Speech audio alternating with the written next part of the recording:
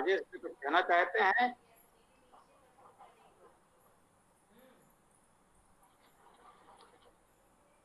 Mic off कर दें राजेश जी, तो प्रारंभ किया जा सके।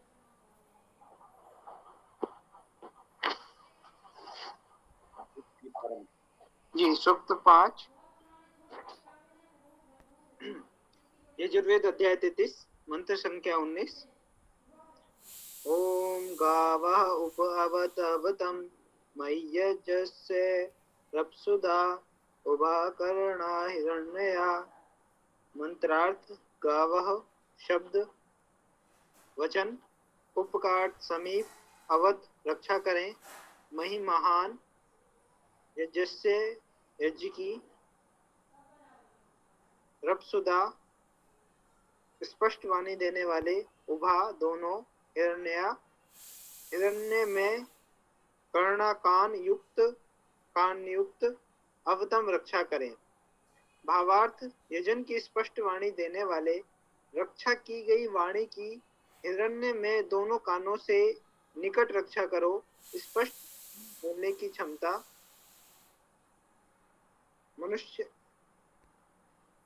मनुष्य को परमात्मा का विशेष उपहार है। परमात्मा से प्रार्थना है कि हमारे निकट हमारे दोनों कानों से उसकी रक्षा करे।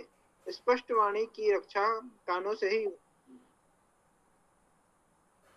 हम सुनकर ही स्पष्ट बोलना सीख सकते हैं, स्पष्ट उच्चारण की रक्षा कर सकते हैं। इसके लिए कानों को हिरण्य में होना चाहिए। हिरण्य धातु का अर्थ दीप्त होना, शब्द करना। हिरण्य का अर्थ हुआ दीप्त शब्द। कानों को ऐसा होना चाहिए कि वे दीप्त वचन सुने, अनुचित निंदनीय वाणी ना सुने। रप धातु का अर्थ है स्पष्ट बोलना। रपसुधा का अर्थ हुआ स्पष्ट वाणी देने वाले। निरुक्त मही में मह का अर्थ महत्व होना, वृद्धि होना। यज्ञस्य में यज्ञ का अर्थ देव पूजा, संगतिकरण, दान करना। रपसुधा रप धातु स्पष्ट बोलना, दा देना। अवतम में अव धातु रक्षा करना। गावह में भू धातु शब्द करना। हिरण्य प्रकाश करना, शब्द होना। कर्णा में कर्ण धातु सुनना, छेदना। अवत में अव का अर्थ रक्षा करना। ओम खम्ब्र।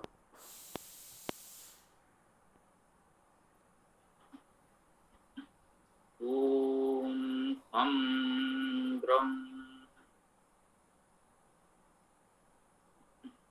यजुर्वेद अध्याय 33 मंत्र 19।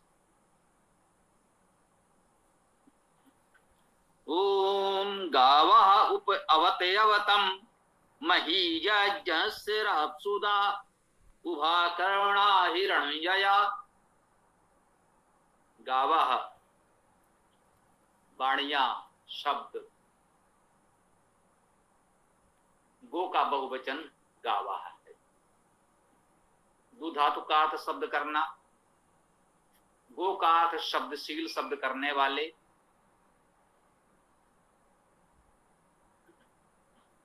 उप समीप अवत, और धातु का अर्थ रक्षा करना। तो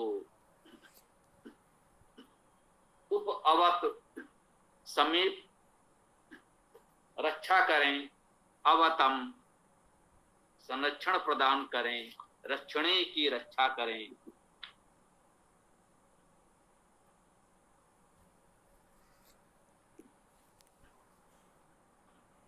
कह रहे हैं कि वाणियां हमारे समीप रक्षा करें, वाणियों की रक्षा करें। यह अर्थ भी हो सकता है, क्योंकि इसमें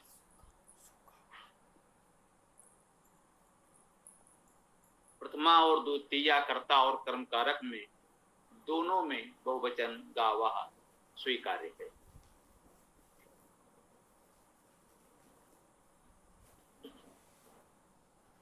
उप अवत समीप रक्षा करें, अवतम उस रक्षण को, रक्षणे की को रक्षा करें।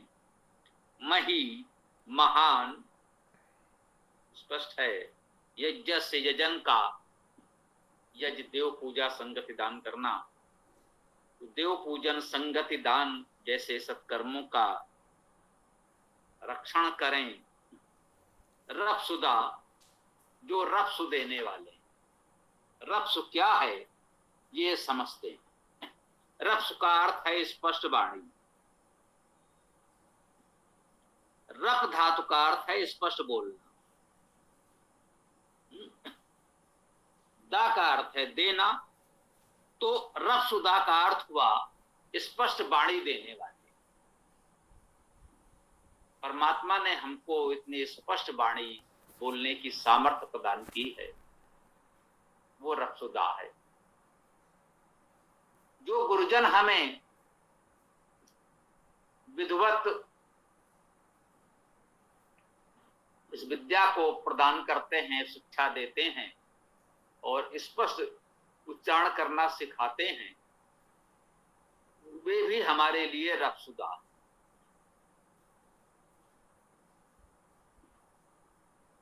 तो कहते हैं ये जो रफसुदा हैं, स्पष्ट वाणी देने वाले हैं, वे महान लोग हमारे निकट रक्षणी यजन की रक्षा करें, ऐसा अर्थ कर सकते हैं।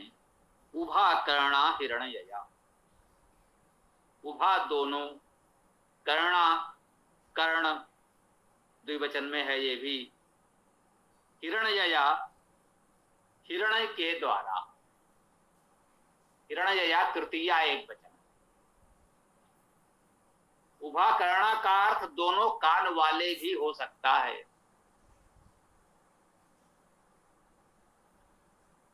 गावा दोनों कानों से, दो कान वाले गाव वाणी। अब वेद में धातु अर्थ हम ग्रहण करते हैं और आध्यात्मिक अर्थों के लिए व्यापक अर्थ स्वीकार करते हैं। लोक व्यवहार में गावा का अर्थ गायें किया जाता है। शब्द करना, शब्द सुनना, गायें शब्द करती हैं, ये पशु गाय शब्दशील है, शब्द कर सकते हैं। हमारे इतना स्पष्ट वाणी नहीं है, फिर भी कुछ शब्द तो करते हैं और हमारी बात सुनते समझते भी हैं। जो गोपालन करते हैं वे गायें पालकों की बात को सुनते समझते भी हैं, तो उनको भी गो कहा जाता है। एक पशु विशेष का नाम गो रख दिया गया। वैसे तो विभिन्न पशु भी शब्द करते हैं अपने अपने तरीके से, केवल गाय ही क्यों। कुछ गुणों लक्षणों के आधार पर किसी का नामकरण कर दिया जाता है, इसे योग रूढ़ अर्थ कहते हैं। अर्थ धातु से बहुत दूर नहीं है, परंतु जब नामकरण कर दिया गया तो लोक में जब हम बात करेंगे तो गो कहने से एक पशु विशेष, प्राणी विशेष का भाव ग्रहण कर लिया जाता है। परंतु जब वेद में हम बात करेंगे तो गो का अर्थ शब्दशील, शब्द करने वाले ही ग्रहण किया जाएगा, कोई पशु विशेष नहीं। सामान्यता वेद में हमारा लक्ष्य परमेश्वर ही होता है। वेद के अर्थ में आध्यात्मिक अर्थ ही महत्वपूर्ण है और उसका लक्ष्य परमेश्वर है। वही शब्द करता है, वेद काव्य का करता है, वेद उसका शब्द स्वरूप है। उस रूप में हम कहते हैं। और जो समाज में उसके उपासक, साधक, वेद के विद्वान, उपदेशक हैं, उनके लिए हम गावा बहुवचन में प्रयोग करते हैं। बहुवचन में आया है तो कह लें ये परमेश्वर के लिए नहीं, उसके विद्वान उपासकों के लिए होगा, उसके शब्दशील उपदेशक उपासकों के लिए होगा। उभा करना का यही भाव है, दोनों कानों से जो इस वेद वाणी को सुनते हैं, अच्छी बात सुनते हैं, विद्या को सुनते समझते ग्रहण करते हैं। श्रुणयाम सरदा सतम भद्रम कर्णे भी श्रुणयाम देवा, जैसे वेद वचन हम सुनते जानते हैं। हमारे कर्णों की, कानों की सार्थकता इसी बात में है कि हम वेद वाणी को सुने और ग्रहण करें। हिरण्यया हिरण धातु का अर्थ प्रकाश करना मुख्य रूप से, और शब्द भी है। प्रकाश करना, शब्द करना, शब्द होना, ये हिरण धातु के अर्थ हैं। हिरणयया, जहां पर शब्द की बात की जा रही है, गावा में भी हमने शब्दशील कहा, रपसुदा में स्पष्ट वाणी देने वाले कहा, तो हिरणयया में भी शब्द को प्रधानता देते हुए हम शब्द द्वारा, वाणी द्वारा अर्थ कर सकते हैं। वैसे प्रकाश द्वारा अर्थ करने में भी कोई हानि नहीं है, स्वीकार कर सकते हैं। हिरण धातु का सामान्यतः बहुप्रचलित अर्थ तो प्रकाश से ही है। प्रकाश करना उसका मुख्य अर्थ प्रचलित है। शब्द करना भी अर्थ है। जहां पर शब्द करना अधिक उपयुक्त प्रधान प्रतीत होता है, क्योंकि गावा में भी शब्दशील होने का भाव है, रपसुदा में भी स्पष्ट वाणी देने वाले का वर्णन है, तो हिरणयया का अर्थ भी यही हुआ कि वह शब्दों के द्वारा दोनों कर्णों से हमारे निकट जो रक्षणीय हैं उसका रक्षण करें, संरक्षण करें, पालन करें, यही इसका भाव है। ये भी छोटा सा गायत्री मंत्र था। 8 वर्णों के 3 चरण गायत्री मंत्र है। प्रयास करते हैं। अगला मंत्र भी गायत्री ही है, छोटा सा मंत्र है। यजुर्वेद अध्याय 33 मंत्र 20।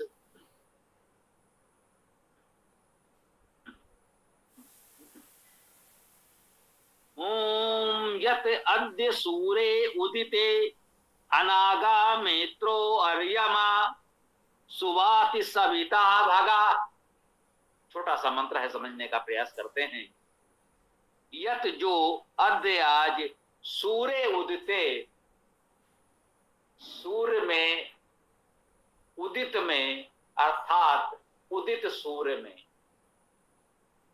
जब सूर्य उदय है उसमें,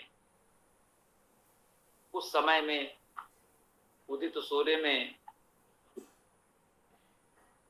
सूर्य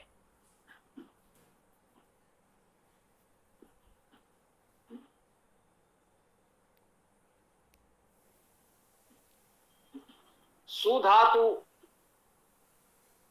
ऐश्वर्य प्रसवे अर्थ में है, अर्थात सुधातु का अर्थ ऐश्वर्य होना, सृजन करना है।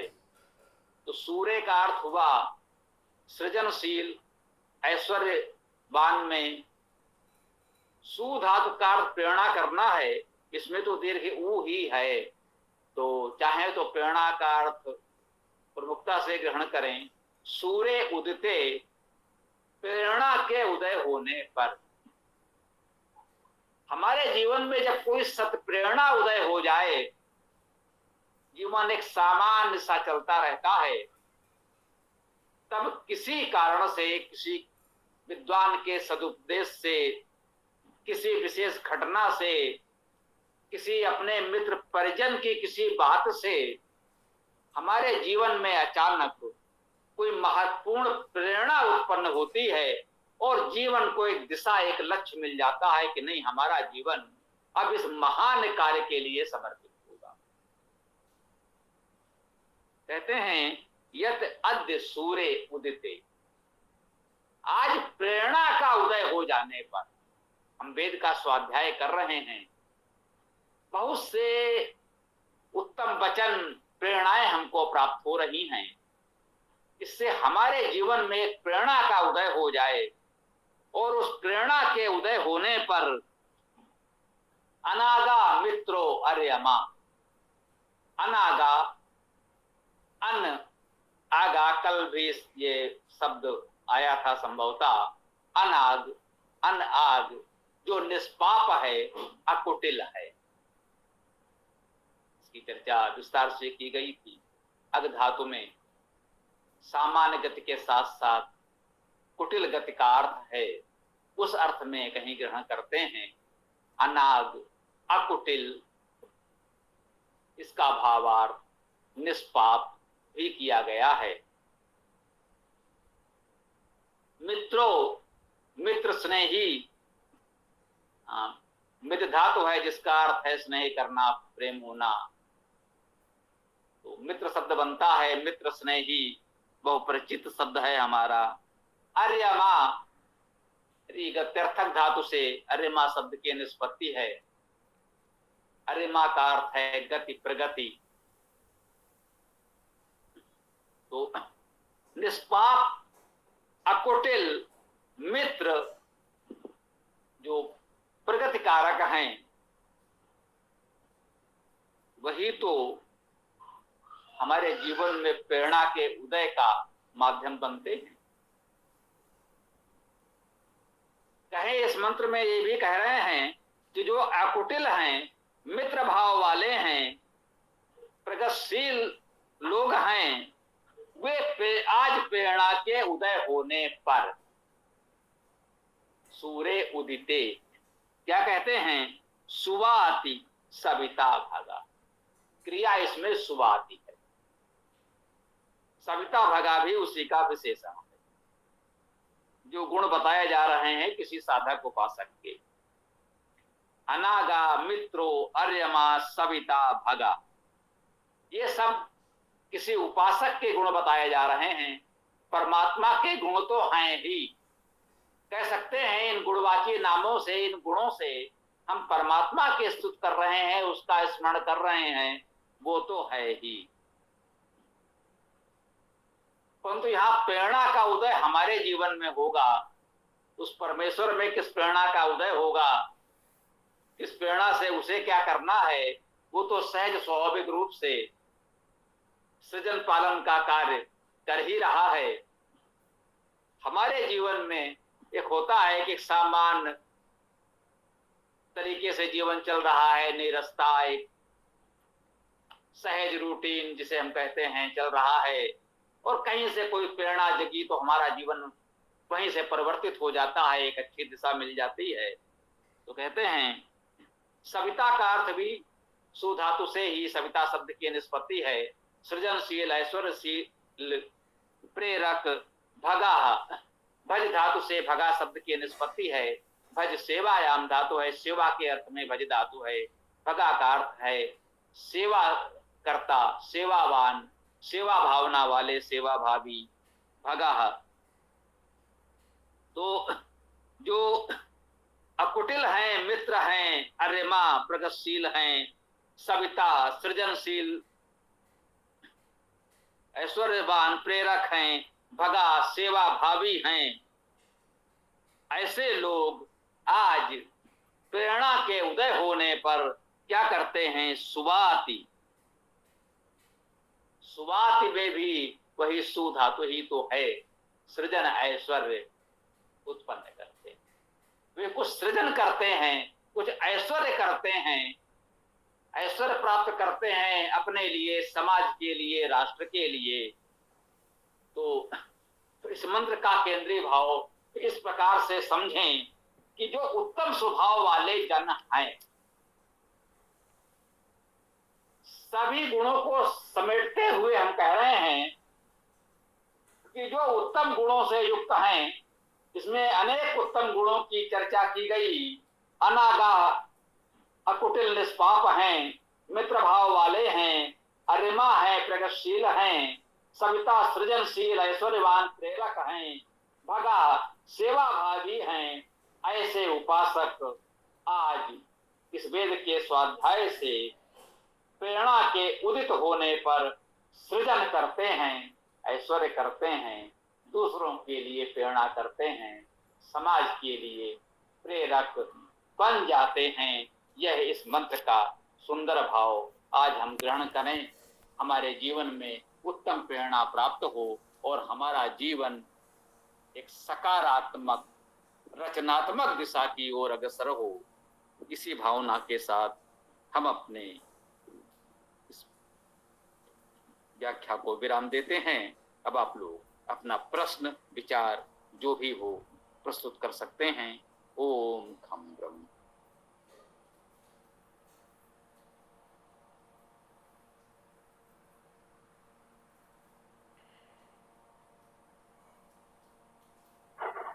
नमस्ते गुरुजी। गुरुजी, इसका भाव हम ये भी ले सकते हैं क्या कि समाज में एक प्रेरक बनने के लिए हमें इन गुणों को धारण करना होगा जो इस मंत्र में बताए गए हैं?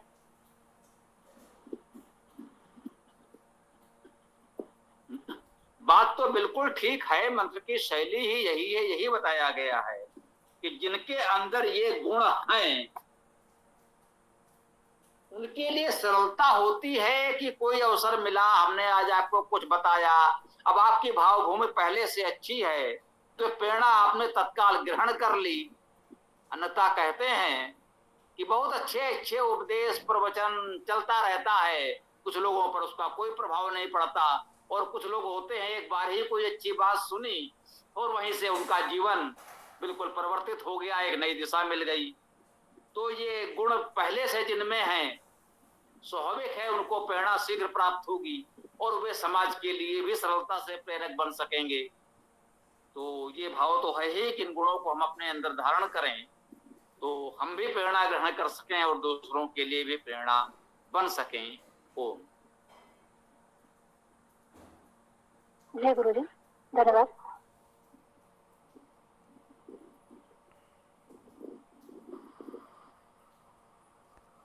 गुरु जी यहाँ पर मतलब जी गुरु जी 2 मंत्रों में ये कुटिल गति वाला आ चुका है।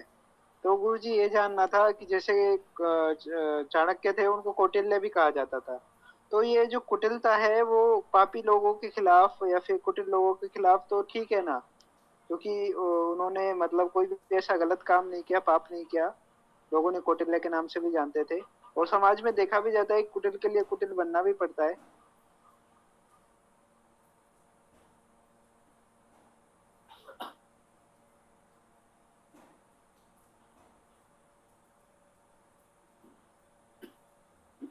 निश्चित रूप से ये बात ठीक है। राजनीति में कूटनीति शब्द का प्रयोग भी होता है और इसे बहुत सकारात्मक अच्छे रूप में लिया जाता है। गर्व से कहा जाता है वे बहुत अच्छे कूटनीतिज्ञ, कूटनीति के जानकार हैं, बड़े गर्व से कहा जाता है। राजनीति में ये गुण है, अवगुण नहीं है। जब हम अन्य राष्ट्रों से व्यवहार करते हैं तो हमें ये सारे पक्ष देखने होते हैं कि वो क्या चाहता है, उससे हम क्या चाहते हैं, क्योंकि ये राजनीति कूटनीति पूरी तरह स्वार्थ पर निर्भर होती है, इसमें और कोई नैतिकता नहीं होती। स्पष्ट है, दो देशों के जो संबंध होंगे वो दोनों देश अपने अपने हित को देखकर ही कोई संधि करेंगे, इसमें दोनों देशों का अपना हित हो। सभी देश चाहेंगे इसमें हमारा हित अधिक हो जाए, यदि दूसरे देश का हित नहीं होगा तो वो संधि नहीं करेगा। तो दोनों देशों के हित में संतुलन बनाना पड़ता है और इसके लिए ऐसे लोगों की आवश्यकता होती है कि ऐसी वार्ता में, संधि करने में वो अपने देश का अधिक से अधिक हित कर सकें। तो ये एक कुशलता है, रण कौशल है, वार्ता की कुशलता है। तो इस ऐसे कहा जाता है कूटनीति के जानकार, ये अच्छे अर्थों में आया। यदि हम अपने परिवार में, मित्रों में, समाज में हर स्थान पर सज्जनों के साथ कुटिल व्यवहार करने लगेंगे तो यह अनुचित हो जाएगा। वह कुटिलता तो शत्रु की कुटिल चालों से बचने के लिए, उसकी काट करने के लिए वह तो एक रणनीति है, वह कूटनीति एक कौशल है, युद्ध के क्षेत्र में रणनीति युद्ध कौशल के रूप में देखा जाता। परंतु परिवार में, समाज में कुटिलता ना हो, सहजता हो, हम सत्य बोलें, सरल रहें, जो कुछ बात है स्पष्ट कह दें, यह यहाँ पर गुण है। परंतु ये ठीक है, युद्ध क्षेत्र में यदि ऐसा करेंगे तो वो हमारी दुर्बलता बन जाएगी, एक प्रकार से दुर्गुण बन जाएगा। तो ये तो अवसर के अनुसार करना ही पड़ता है, ये किसी व्यक्ति विशेष की बात नहीं है, ये सभी के लिए सत्य है। ओम।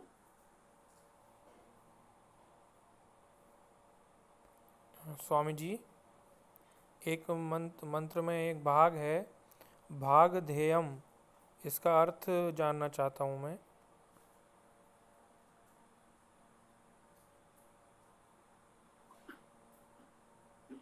देखिए, भागधेयम शब्द का अर्थ, भाग तो जैसे कहा ना, भज सेवायाम सेवा, ध्येयम धारण करना या देना, दोनों अर्थ में आ जाता है।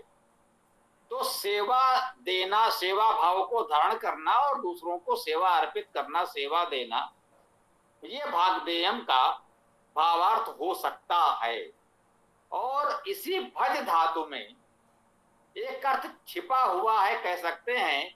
जब हम सेवा देते हैं तो हमारे पास जो कुछ है उसका एक अंश किसी को दे दिया, तो उसका एक अंश अलग हो गया। तो इसी भज धातु से भजन करना अर्थात सेवा करना, स्पष्ट है। और विभाजन भी हो जाता है। अपनी वस्तु का एक अंश हमने किसी को दिया, या कोई हमने देने के लिए कोई सामग्री एकत्र की है, तो भाई इसको हमें कहां कहां कितना कितना देना है, तो उसके कुछ भाग अंश कर दिए, तो वो अर्थ भी आ जाता है। तो उस भज सेवायाम धातु में ये अर्थ कह सकते हैं, परोक्ष रूप से समाहित है। तो ये कहते हैं ये इनका भाग है। हमने सेवा के लिए जो वस्तुएं एकत्र की, तो हमने कहा भाई ये इनका भाग है, ये इनका भाग है, ये इनका भाग है। परिवार में कहा भाई ये बच्चों का भाग है, ये अतिथियों का भाग है। कोई विवाह कार्यक्रम हुए तो विभिन्न प्रकार के लोग उसमें सम्मिलित हुए, तो सबका भाग अंशदान अलग किया गया। तो जिसको जो सेवा देनी है, जिसके सेवा में जो अर्पित करना है, उसका वो भाग हो गया। तो भागधेयम में ये कह सकते हैं, सेवा के जो भाग किए गए, जो भाग इस तरह से निकाले गए, उनको देना धारण करना भागधेयम का ये अर्थ है। मैं समझता हूं सभी लोगों को समझ में आया होगा। ओम। धन्यवाद स्वामी जी।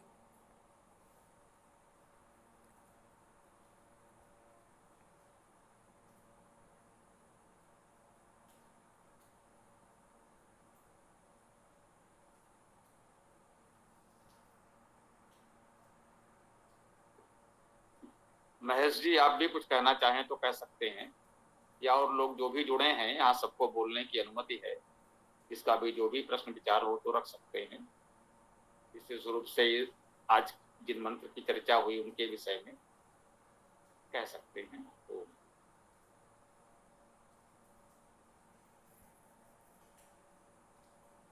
हाँ, बोल के देखना, यदि कोई प्रश्न आदि न हो तो फिर आगे समापन करें, समय हो रहा है।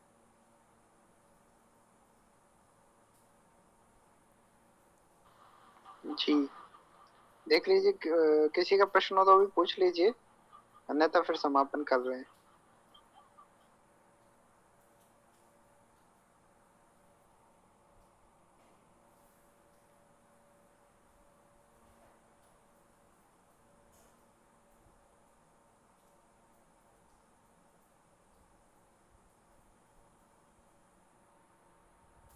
गुरुजी, मुझे एक बात और जाननी थी। जैसे धातु हम लेते हैं तो ये आसपास की धातुएं भी चल जाती हैं, या फिर उसका पूरा मतलब वो होना चाहिए? जैसे ये शब्द है अनाग, तो इधर अन तो उपसर्ग हो गया, अग धातु ले तो ये शब्द आग होगा इधर, क्योंकि अनागा किया गया है तो आग होगा, आगा आगा बचेगा। तो इसमें अग धातु ली गई है, तो इस प्रकार कर सकते हैं क्या गुरुजी? हाँ, ये प्रश्न यदि और लोगों के मन में भी हो तो इस विद्या को समझ लें। इसी के लिए हम निवेदन करते हैं कि व्याकरण की सामान्य जानकारी तो होनी चाहिए। ये आसपास जैसा कुछ नहीं है। रम धातु से राम बनता है, सुना होगा, है ना। रमन्ते योगिना यस्मिन स रामा, यो रमत स रामा। जो रमता है वह राम है, जिसमें लोग रमते हैं वो राम है। और जहां लोग और अच्छी तरह रम जाए वहां राम है। विशेष रूप से रम गए तो विराम है। देख रहे हैं राम कहां कैसे होता है। धातु रम है, रम धातु से ही राम आराम विराम बन रहा है। तो इसमें ऐसा नहीं कह सकते कि आसपास की धातु वाली बात है, ये व्याकरण के नियम है, हमने आपको बताया है। एक प्रकार से गुण है, आ जुड़ता है, रम है, रम में रा में आप एक पहले से है, एक आ और जुड़ा, तो प्रथम स्वर से पूर्व आ जुड़ता है। तो रम में जो रा है, रा के साथ आ है, इस आ से पहले एक आ और जुड़ा, तो दीर्घ आ हो गया, राम बन गया। ऐसे ही भज धातु से भाज भी बन गया, भजन तो बना ही, भाजन भी बना और भाग भी बना। अग धातु से आग भी बना, अग्नि बना, आग्नेय बना। तो वस धातु से वासु बना, वस धातु है वासु। तो धातु चुर है, चुराना, चुर धातु से चोर बना। अब कैसे बना? चुर में चा के साथ उ स्वर है, तो इस उ से पहले आ जोड़िए, हमने अभी बताया था आ जुड़ा, आ जुड़ा उ से पहले, आ और उ मिलकर ओ हो गए, आ प्लस उ इज इक्वल टू ओ। जो छोटी सी व्याकरण की पुस्तक हमने दी है उतना पढ़ लीजिए, उसमें आपकी भाषा में बताया गया है, आ प्लस ई इज इक्वल टू ए, आ प्लस उ इज इक्वल टू ओ। हमने पढ़ने का इको एड़च नहीं पढ़ाया, तो बिल्कुल आपकी भाषा में व्याकरण समझा दी है। तो उतनी सरल संस्कृत व्याकरण तो पढ़ लीजिए, तो ये छोटी मोटी समस्याएं हल हो जाएंगी। तो सामान्यता ये इस प्रकार से व्याकरण के नियमों के अनुसार बनता है, वही धातु है, उसी के ये रूप बने। यज से यजन भी बना और यज्ञ भी बना। वहां पर आ गया या नहीं आया। तो ये जो छोटे से परिवर्तन दिखते हैं, मान लीजिए कि ये कुछ व्याकरण के नियमों के तहत होते हैं, उन व्याकरण के जटिल नियमों में हम आपको नहीं उलझा रहे हैं। एक जिसे कॉमन सेंस आप कहते हैं, एक सहज बुद्धि से उस भाव को समझने का प्रयास करें और छोटी सी सरल संस्कृत व्याकरण की पुस्तक को केवल एक बार पढ़ जाएं तो बहुत कुछ आ जाएगा। और जहां आवश्यकता होगी उस पुस्तक में आप देख सकेंगे कि ये कैसे कुछ हुआ होगा, है ना। वर्ण परिवर्तन संधि के नियमों से होते हैं। ऋच धातु है, ऋच से ऋचा बनता है, इतना तो ठीक है। अब ऋक बन गया, चाका का हो गया ऋक, और वेद जुड़ा तो ऋग्वेद, काका गा हो गया, चाका का हुआ, काका गा हो गया, ऋग्वेद बना। जगत शब्द है, उसमें नाथ जुड़ा तो जगन्नाथ हो गया, ताका ना हो गया। गुरु जुड़ा तो जगत गुरु हुआ, ताका जगत दा हो गया। जगत गुरु, ताका दा हुआ, ता था दा। और नाथ जुड़ा तो ना हो गया, ता था दा धा ना अंतिम आ गया। तो जगत से जगतनाथ, जगन्नाथ हो गया, गुरु जुड़ा जगत गुरु हो गया। तो ये संधि के नियम है, व्याकरण के नियम है। इतना सामान्य जानकारी हो तो ये भ्रम नहीं होंगे।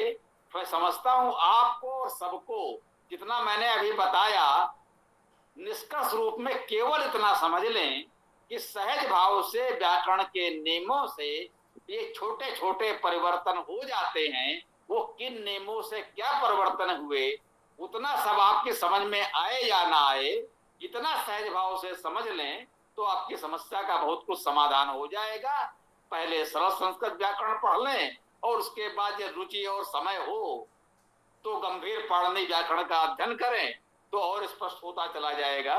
मैं समझता हूं ये बात आपके लिए और हमारे सभी मित्रों के लिए यहाँ पूरी हो जानी चाहिए। ओम।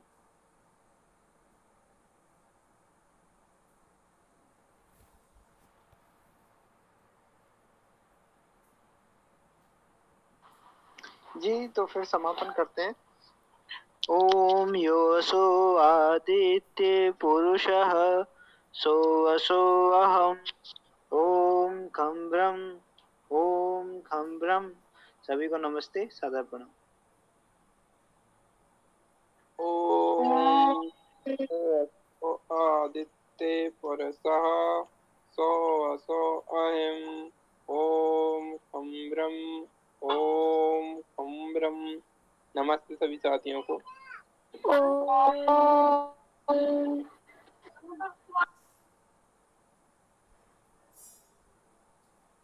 ॐ यो असो आदिते पुरुषः सो असो अहम ॐ खं ब्रह्म। सभी को सादर नमस्ते जी। ॐ यो असो आदित्य पुरुषः सो असो अहम् ॐ खं ब्रह्म ॐ खं ब्रह्म। सभी साथियों को सादर नमस्ते।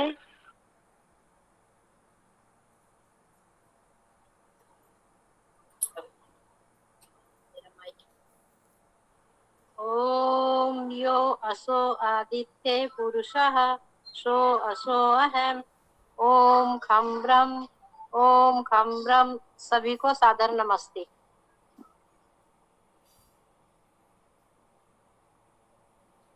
ॐ यो असो आदित्ये पुरुषः सोऽसोऽहम् ॐ खं ब्रह्म। सबको सादर नमस्ते। कल रविवार प्रातः 11 बजे विशेष साप्ताहिक सत्र में हम लोग मिलते हैं। तब तक के लिए ओम स्वस्ति, ओम नमस्ते, ओम खं ब्रह्म, ओम खं ब्रह्म, ओम खं ब्रह्म। ओम नमस्ते सभी साथियों को, शुभ रात्रि।